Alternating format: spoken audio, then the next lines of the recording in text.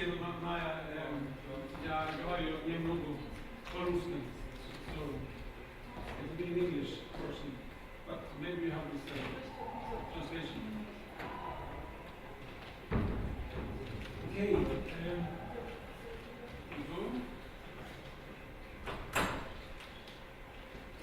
so I hope everybody can hear me. Hope everybody can hear me now.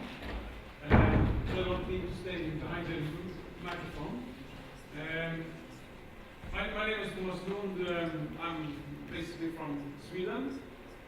I am a co-founder of a big international cultural institution in Stockholm, Sweden. It's called Färgfabriken. That means paint factory. And actually, this is called paint factory. And we work, as you see, with architecture and urbanism and architecture. You can go to our website here. Some more. I'm living here at the moment in Moscow. I'm sharing my time between Moscow and Cairo in Egypt. That's my life. Maybe we can adjust the picture a bit up. I don't know. Anyway, this is the image of our space in Stockholm. Can you adjust the picture? Come up with it. No? Hello.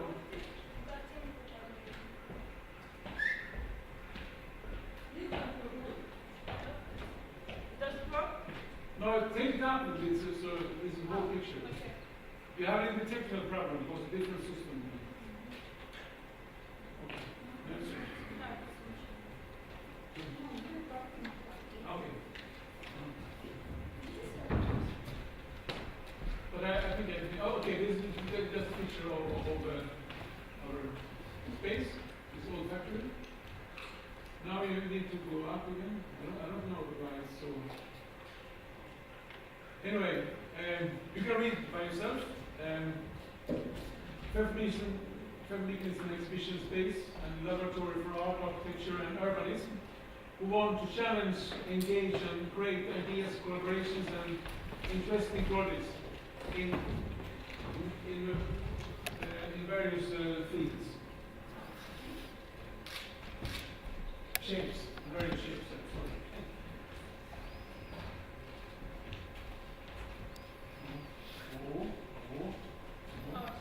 More. This is that picture to show the space. We have a very nice space in Stockholm. It's a very famous actor. You see, it's very. The picture is a bit really sharp, but you see like a forest behind. This is the pillar from our construction. And the Romanian artists make an installation. He made the copies of this. This is an original pillar. And then he make 36 or 37 different and make kind of forest inside of this space. You see some. Can we turn down the light now or? No? The light? Do you see anything now? You see, okay. You see everything, perfect.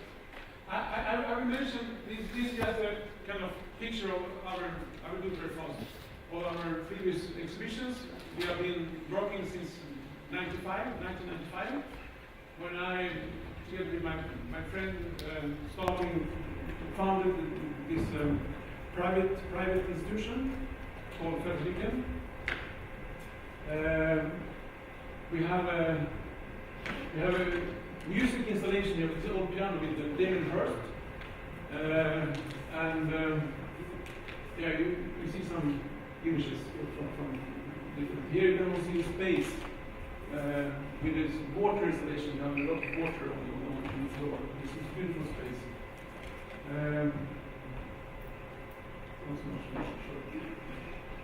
But I go very rapidly now, just to give you an example how we work on it.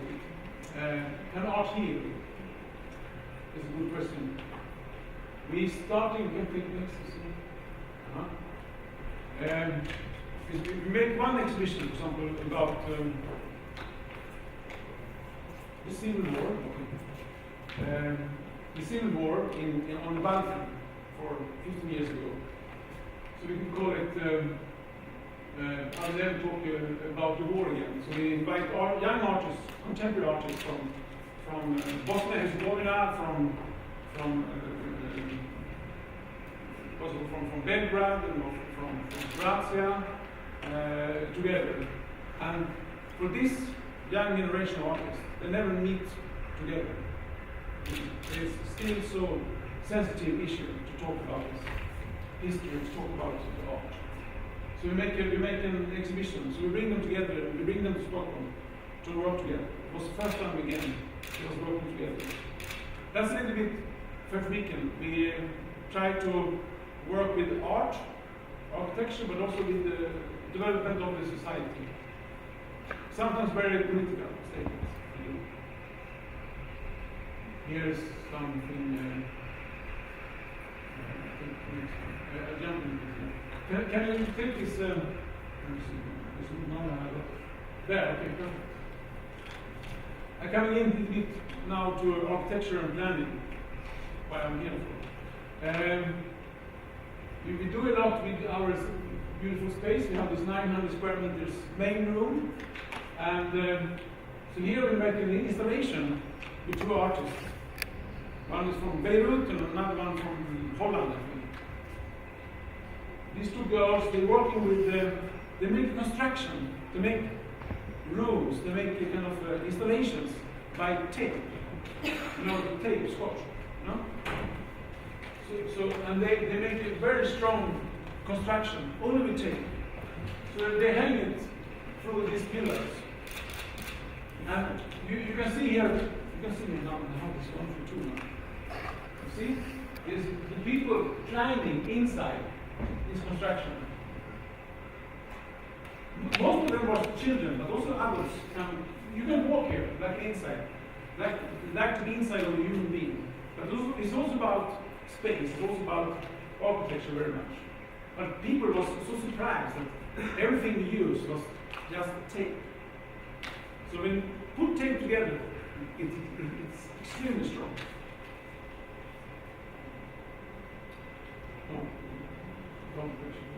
So, and we also work a lot with children and architecture. That's probably called building blocks for some years ago. It's okay, can you take down this? Okay, that's for children. We try to take children very, very seriously. You know, many museums, they have a small corner where children can sit and writing and put some, make some drawings. Here we let the children from 6 to 16 years old be clients, real clients to famous architectural offices around the world. From Senegal, in Western Africa, to the United States, to Australia, and of course Sweden, Finland, Germany, and so on. So we let them really be seriously clients.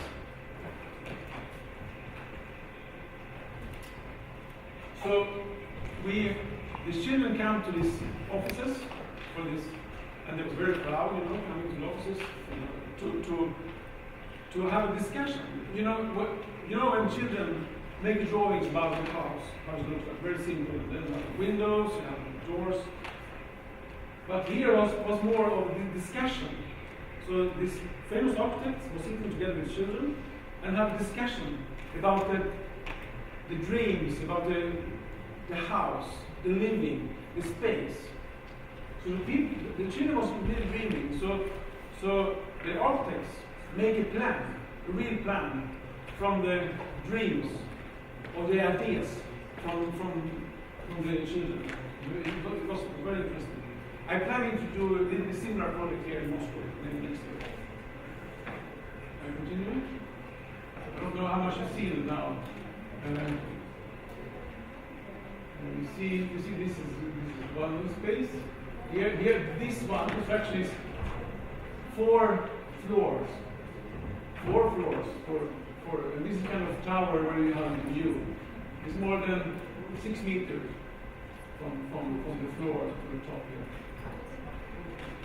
And the architects, they said that children, even young children, even they're 6 or 7 years old, they have lots of ideas about the city, they have ideas about architecture, they have ideas about space. And one thing which was common, doesn't matter if you come from Senegal or Australia, from children. One idea was, in every houses here, they create a space. They're talking a lot about privacy, even as a child. So every kind of construction has a small space that the children think in this space, no others can come there because it's too small space for them. So it was very interesting how they think, how they working with ideas about privacy. Do you understand? You follow me? Good. Okay, now we come to the planning. We made a big events about Stockholm. Okay. For starting a big project, we call it Stockholm at Large. It was 2001. It was a time when Stockholm was very low development. It was no construction. It was no discussion between the politicians and the citizens or NGOs and so on. And everybody was blaming each other. The construction company blaming the politicians, too high taxes. Architects say that nobody listens to us anymore. Then we had this environmentalists say that you can build, but not build here. So it was a lot of struggle, on the newspapers, everywhere. The situation was really stacked. Nothing was happening. So we said, okay, let's invite all the stakeholders to us. Invite to Fabriken. Yes, because we are a neutral institution. We don't have a political, we don't have religious, we don't have financial kind of ideas or agenda. We are just a cultural institution. So we invite them to us, and surprisingly everybody came. It was the directors from this big construction company, like for example Skanska, is a very big construction company here also in Russia. To the mayor of Stockholm, to the ministers from the government of Sweden, to students who are working with architecture, planning, sociologists, economists, environmentalists.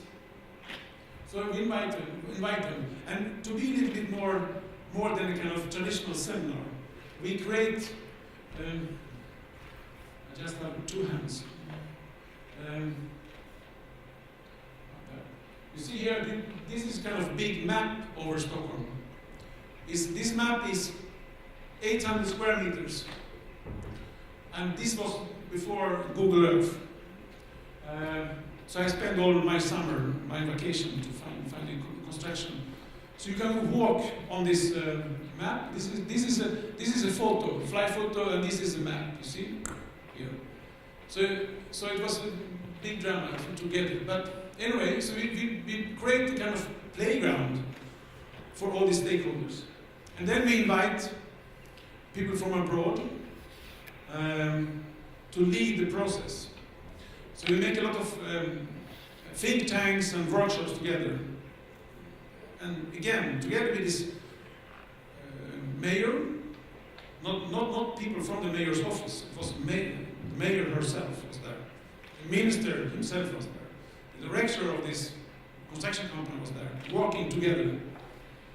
And we put a little bit of these enemies, because two groups of enemies was this construction company, Visa environmentalist. So we put them in the same group. And we let them talk about the development of Stockholm a little bit further on, in 30 years ahead. Not talk about what's happened today, because that was too sensitive. So you see a little bit of result here from this working process.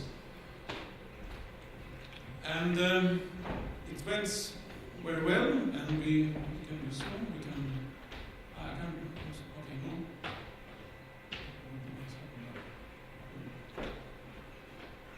no. I have a, no. I don't have this text. I'm sorry, it's difficult. Can I have this text? So good, perfect. Okay? The governor of Stockholm was also participated in this process. So here you can read about what he was thinking about this process we do in 2001. So you can read by yourself, I think. I don't really need to read this texts. I think you will understand. And that was, of course, very important for us when we continue to work with these planning projects. We understood that we was quite good to bring different stakeholders together regarding planning. We also understood that we find a kind of creative way to also to put them together in a more trustful way, more comfortable way, and a more kind of neutral way. So we continue. The projects I will talk about now a little bit. Urban Topologies. The experience we had from this Stockholm at large from 2001, we was thinking, we also make a lot of other projects regarding Stockholm and other places and regions in Sweden, of course, from 2001 to 2010 something. We was thinking, if we use our knowledge and experience from this process we did about Stockholm to a kind of international field, how will that look like? So we started the discussion with the Swedish Institute, which are a little bit similar like Goethe Institute or British Council. And we, together with the Foreign Ministry in Sweden, we select different cities, mostly in Eastern Europe, Middle East, and Southeast Asia. And we try to work in the countries or cities where you have a lack of transparency, where you have a lack of kind of communication between the power, between the officials, and between the NGOs, students, activists, or just citizens. And of course, that was a little bit sensitive issues. So, because it's also a little bit about democratic values, the democratic process. How to communicate between these different stakeholders. So, we started this process, Urban Topologies. The Swedish Institute said that, okay, now we should really test if your ideas can work out. So we also suggested a lot of what we think very nice cities we talk about.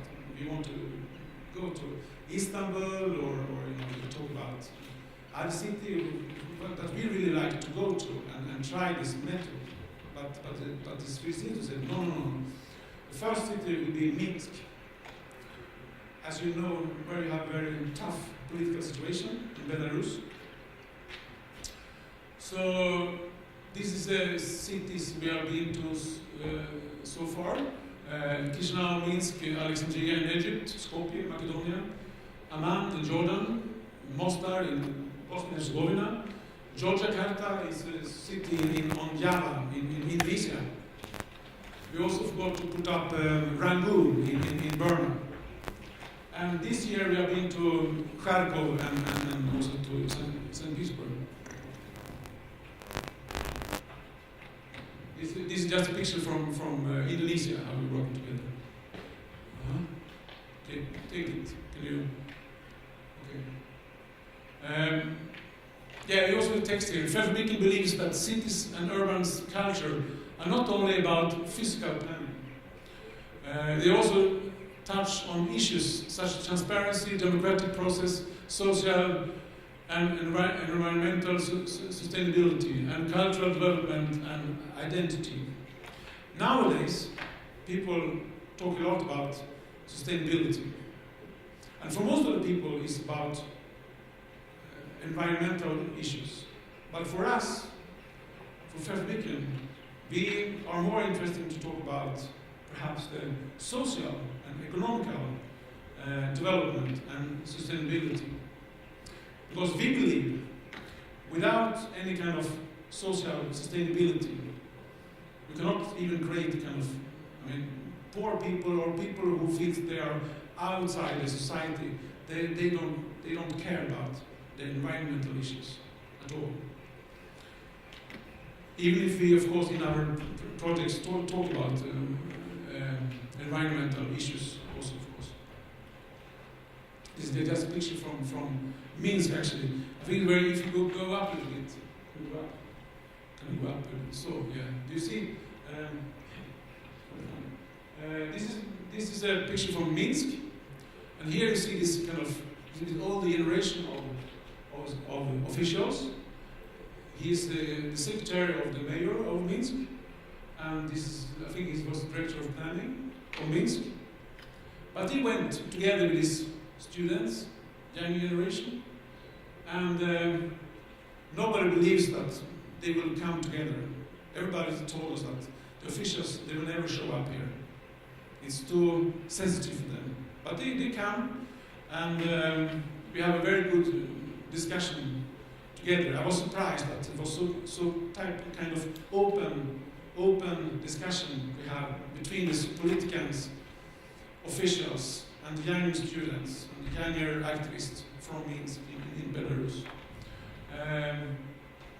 We also have a lot of kind of cultural difficulties when we started this process, because we put them together in workshop groups, and this to work together in a process, in a kind of creative process that we're leading. Anyway, so these, for example, and also other people from these officials, when we told them that you should work together in group number 1 and you should group number 2 and so on, and these old people come to me and say that, Thomas, should I, as a planning director, should I sit together with the students and work at the same level? It was very tough for them. For them it was kind of, because they are so based on this hierarchic society. So it was very surprised. There was actually a little touching when they came and said, really, should I be in the same level like the students? I said, yes, you should do.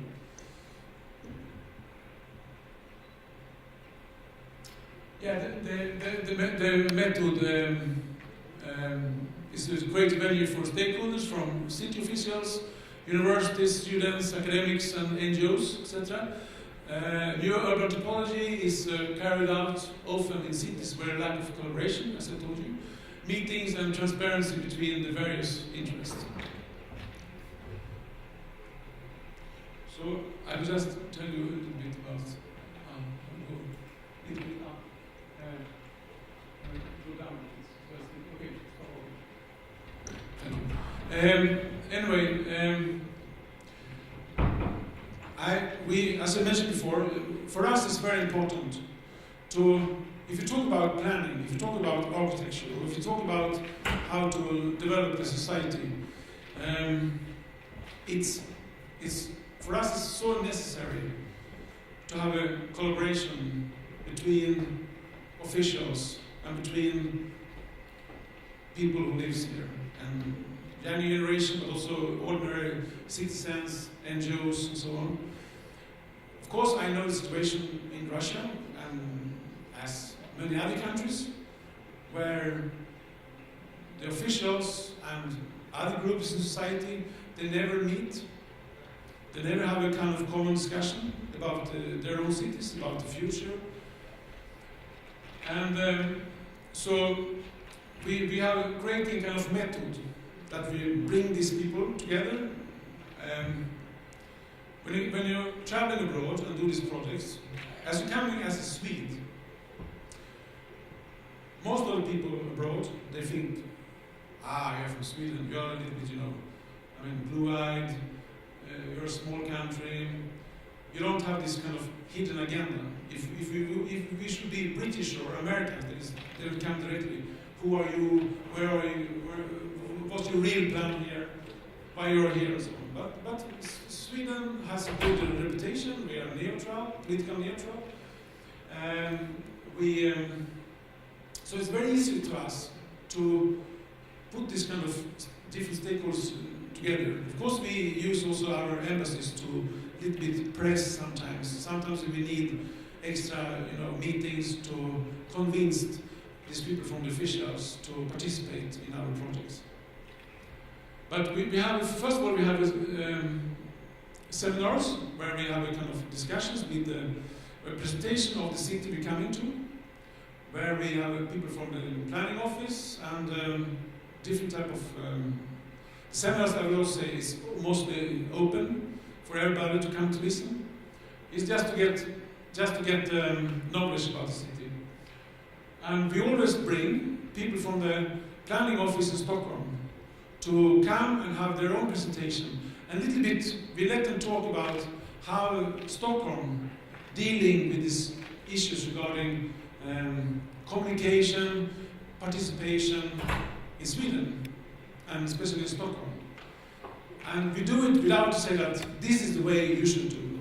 We just come and say that this is how we work with participation and communication in Stockholm, and it works fine for us. So we always bring people from mostly it is the vice director of planning Stockholm who mostly follow us all the time when we're traveling. And that's very important. So the seminars is just traditional seminars. It's a little bit also officials, ambassadors come there, mayor come there, and so on, and talk. And then the seminar is, as I told you, is open for everybody to come, to participate. And then we have this other part, these excursions and workshops. Then we have selected, so mostly the planning office, the city planning office in each city, they have some officials who participate. We have our local partners, which are kind of NGOs or cultural institutions or universities. So they selected some students, some artists, some activists together. It's about 30, 35 people, both officials and other people. We also was very, very important, maybe one of the most important for the discussion.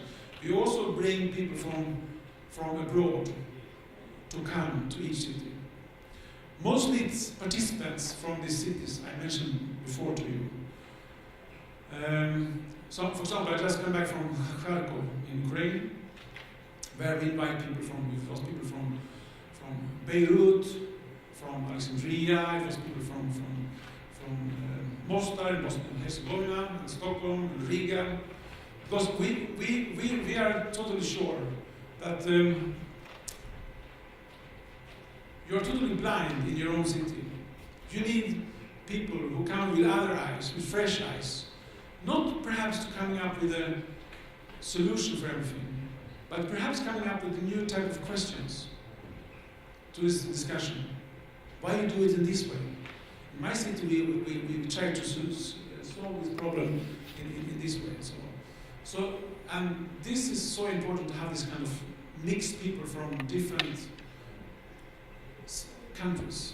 Not only the neighbor countries, but also from totally other cultural, religious situation. So anyway, so these people Stockholm, these people from abroad, and students, activists, artists, and officials starting to have an excursion together. And we have this macro and micro tour. The macro tour we do together, this around 45 people. We do the bus tour in the city, just to get knowledge, just to get a little bit inspiration of the city. And because in the bus, you're starting to be, if the seminar is a little bit more officials, a little bit strict, then you're coming in the bus, people get to know each other, people get a little bit more, intimacy, they make comments and so on. And what is most important, we never let the officials make the plan for this tour. Never. Because that will be kind of propaganda tour. We always let our local partners, it can be an NGO, it can be a group of students, to mapping out where to go to. Of course, we help them, and we have some issues from the beginning. And in each city, when we make this stop, we make a stop from this plan, and especially these officials, they're coming out from the bus and say, oh my God, I've never been here. I didn't know that this kind of exists in my own city. And I'm working here, and I'm an official. And so this is a very interesting kind of way to understand your own city. After this macro tour, we have a micro tour where we selected one part of the city, where we're walking around in small groups, mixed groups, in a specific area. It can be an area where they have a lot of problems. It can be an old industrial area. It can be an area who wants to be developed. Just to walk around, to get a little bit more knowledge, to feel the smell, to meet people on the street. That we call a micro tour, excursions. And then we come to the first step, the final step is a workshop. And the issues for these workshops is sometimes we come in with our own issues from the beginning. But most of the issues coming up from these seminars and excursion part. We listen, we have people who, we bring journalists from Sweden to just listen what people are discussing. And these kind of common issues that we found out, that we also bring to this excursion. I think I will do that like this. I'm coming back to this. Yeah, here. Can you go? I think you can go there, down a bit, so you can see this place. This is from Alexandria. This, okay, here. This is, wherever you are, in Middle East, Eastern Europe, Indonesia, whatever, some kind of issues always coming up to discussion in all cities. These values of the city, for example, I can tell you about Kharkov, where the Kharkov in Ukraine has been changed a lot since the Soviet Union time. It was a proud industrial and educational city. Now this industrial is gone, most of it is empty. They have a lot of social problems, and they are a little bit lost. They don't. What kind of city are Kharkov at the moment? What kind of values we have? How to explain Kharkov today?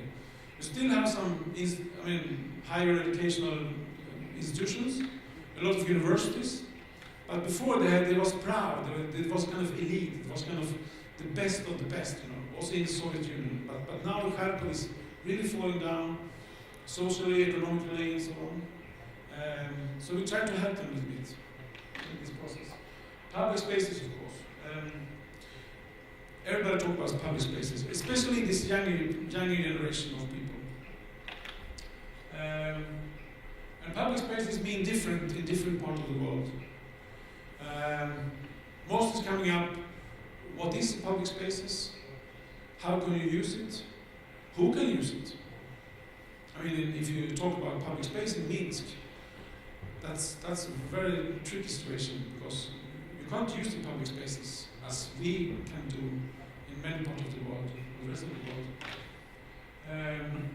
Because that has been very dangerous, it can be very political, and also discussing about, because the public space is shrinking everywhere, every year, because of commercial interests, political interests. And we also talk about the communication between the power and the citizens, of course, which is very sensitive, very often. We also talk about the communications, and also this last one, again, we talk about this sustainable social development. How do we create a city for all citizens? We also make a lot of results from this process. Sometimes it's books.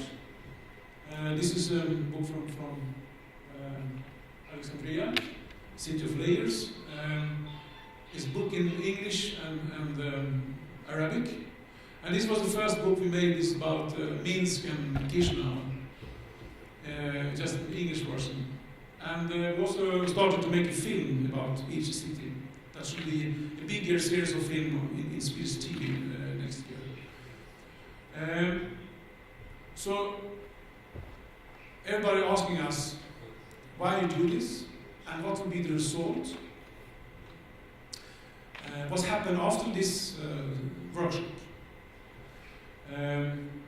It's a little bit different from each city. When we bring the results from the workshop, we create a kind of material, and then we come back to our partners in the city and ask them, can we continue?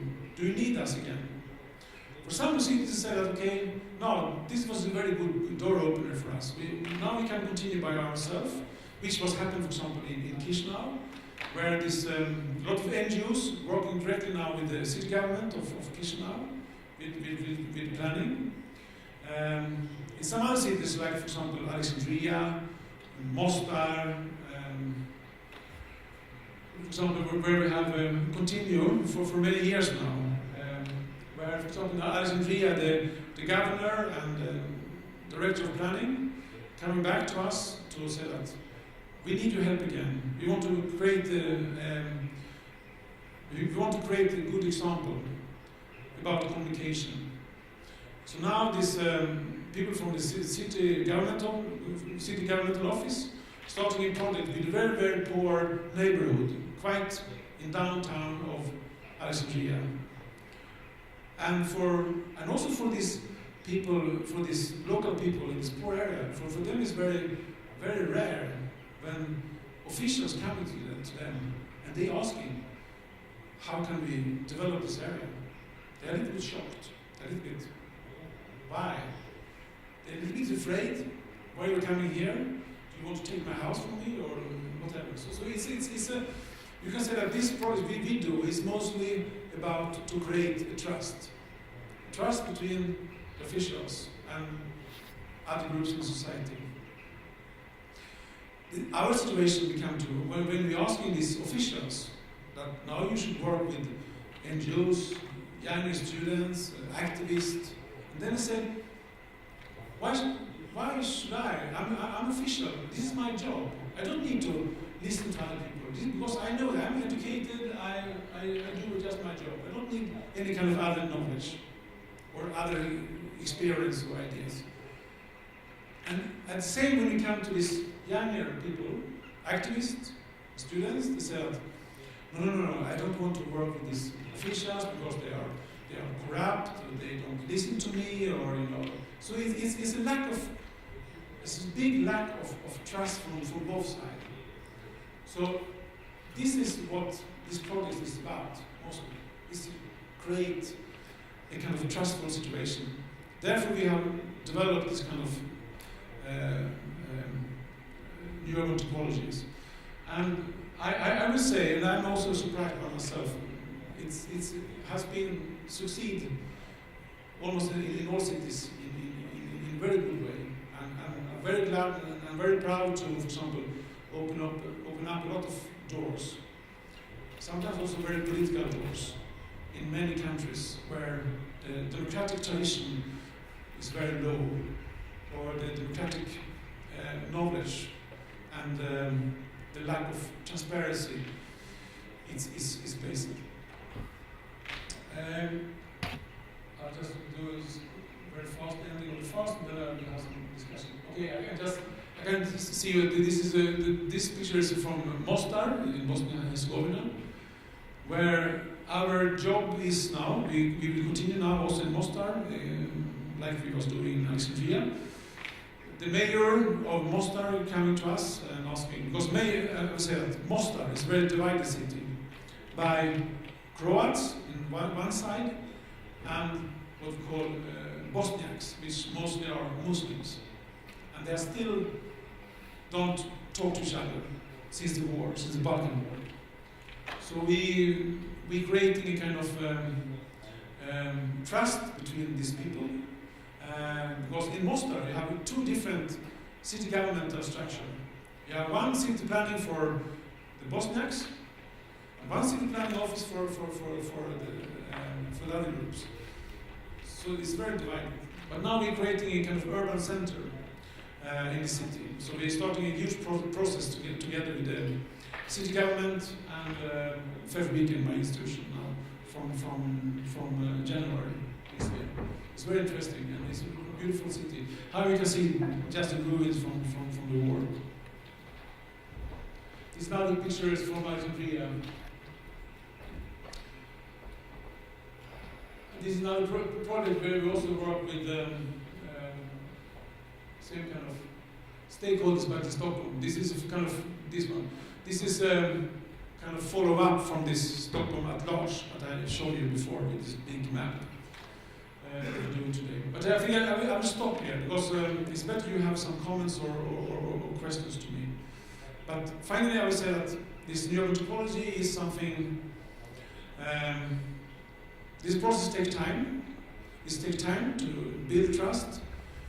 And that's something also, if I will be very open speaking here, that's also something you need here in Russia. I'm sorry to say so, but I mean, you know your own situation here. But again, I think both sides has a lot of win. If you want to create a better society, a better city, you need to collaborate. You need to talk. You need to find a kind of platform to discussion. It doesn't mean that you need to have a kind of consensus. It's enough that you, at least somebody listening to you, talking to you. So you don't need to be totally agreed, but at least some kind of open discussion. I hope the situation will get better also in Moscow. I take part of these other seminars during these days, these last 2 days here, and I see some light in the tunnel, but it's a very long tunnel. What are you planning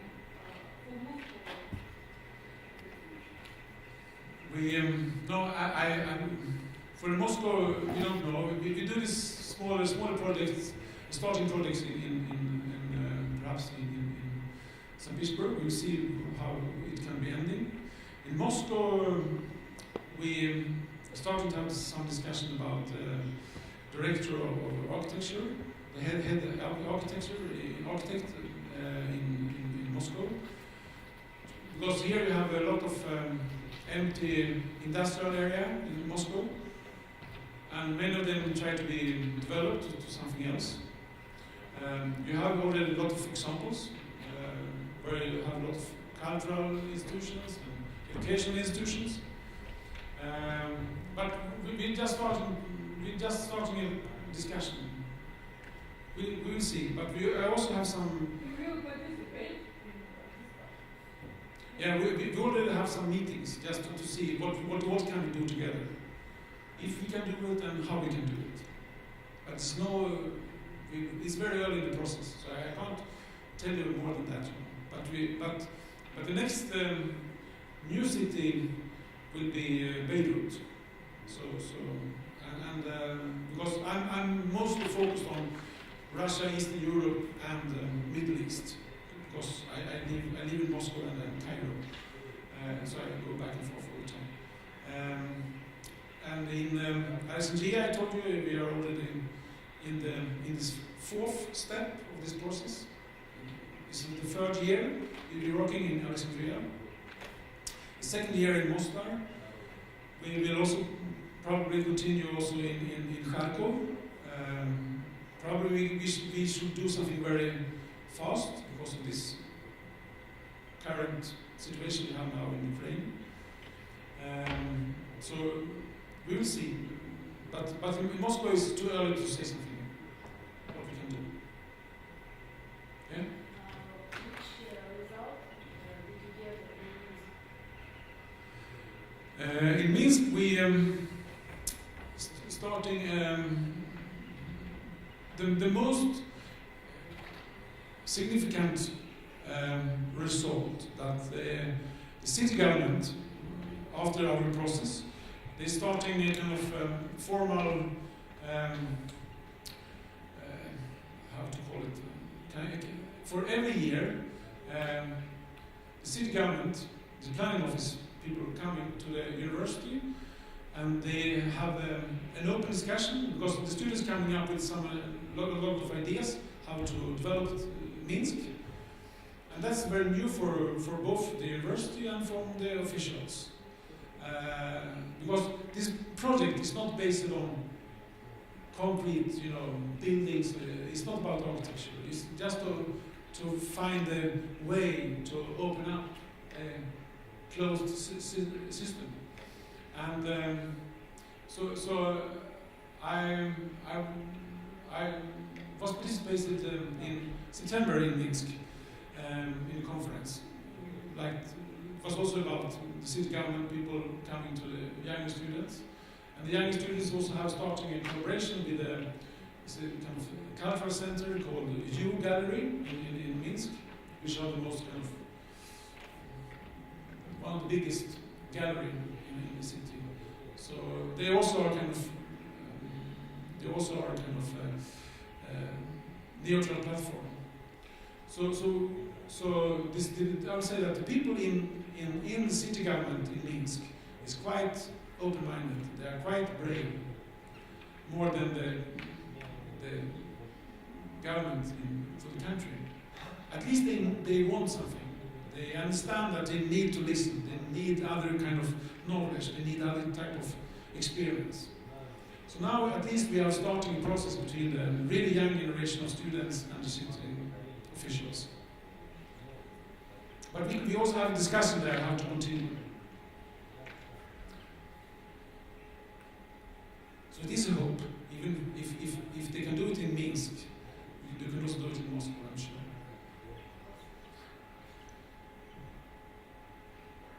I can show, after this meeting, I can show you. I have these two books maybe in my bag, so you can see how the books looks like. Other comments or questions? Everybody's tired now. Late Saturday. You want to go home, take a glass of wine, and relax? Huh? Isn't so? No. You can tell you what you want. Something else. Make a joke or something. No. No, I think also, if I want to leave some message, I will also say that it's also very much up to you.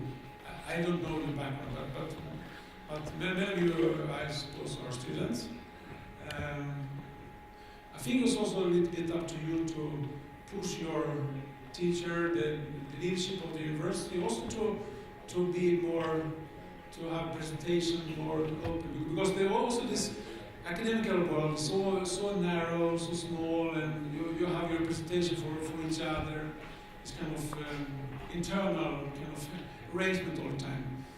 I think it's also up to you to talk. I mean, this my experience. These politicans, the officials, when you come to them, I mean, they're not aggressive or something. At least they can listen to you. So if more and more people really coming up with ideas, maybe not as a single person, but if you're a group or social network or whatever, NGOs, whatever, talk to them. Because they're not just used to people coming to them, but they're not dangerous. So I think it's a little bit up to you now, because you are this next generation. We should collaborate with Yeah, but you must also show them that I want to collaborate with you. And I don't see you as an enemy. I see you as a kind of... Yeah, that's up to you, I would say. They are not our enemies. No. It can look so sometimes that they are enemies, but they're not really enemies. They just have their own agenda. And if nobody disturbs them, they will continue with their own agenda. For sure.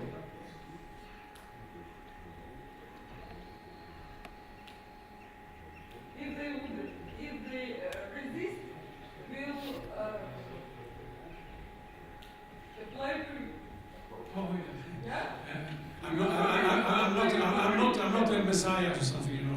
I'm just no, but I think if they do so, I think you should just come back to them, because if they refuse to listen to you, at least they understand that somebody there want to communicate with me. Huh? Even if your ideas can be uncomfortable for them.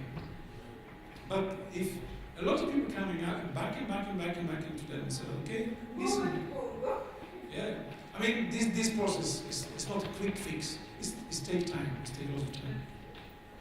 But you are starting, and especially to you, especially to the young generation, you must do your homework. Thank you. For the lesson. So go home and take a glass of wine.